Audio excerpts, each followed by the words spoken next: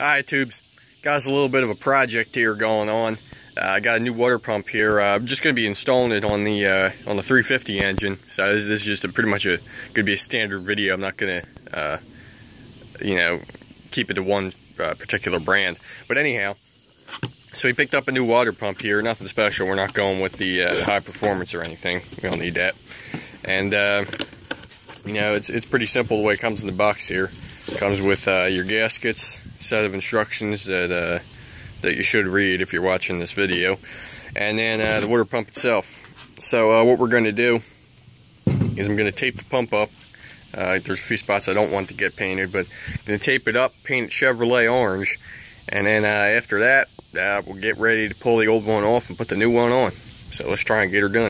Alrighty now, so as indicated by the small green puddle starting to develop under the jack stand there, and also the drips we have coming off the pulley there, there's no doubt here that we have a water pump issue. No false diagnosis going on here. So you can see I've got my high-tech coolant drainage system set up here. That's state-of-the-art right there. But anyhow, I got the coolant draining out here. I'm just going to drain it all out.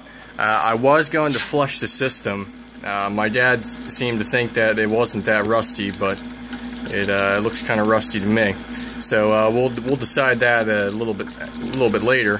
But anyhow, I'm going to let it keep draining out here, and meanwhile I got the paint drying on the water pump. So we'll go check that out. If we flush it, we'll show you that, and if not, then we'll get around to taking the old water pump off. So stand by here.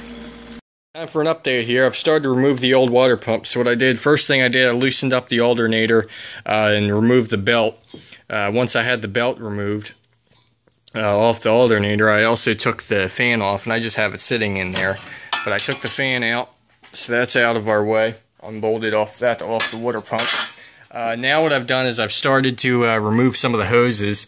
We have this hose here that goes from the top of the pump right to the block. I pulled that one off. Over to the other side, you have this one here that goes to the heater. It goes into the cab to the heater core.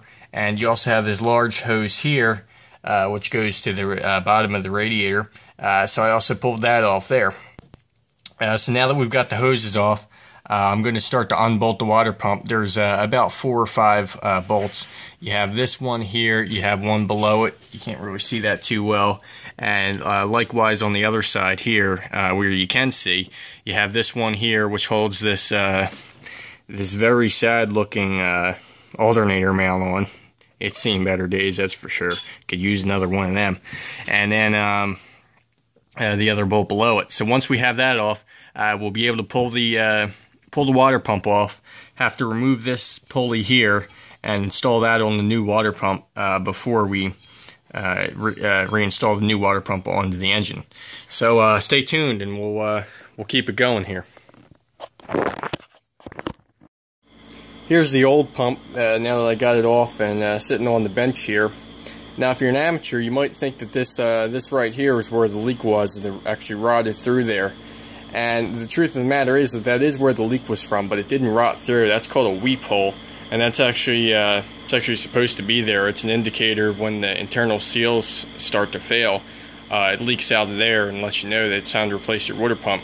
And it is serviceable. We can pull this this back panel off here, and likely we could replace those seals. But for the time being, we're just going out with the old and in with the new here. You can see we've got the new pump installed. There's a few things I still need to hook up. It comes with a plug here in case you're not using that port there. I am, so I have to take that plug out and install the fitting and the line that goes right to this this barb right there. I've already installed the lower hose down there. Just have to, sorry about that, tubes.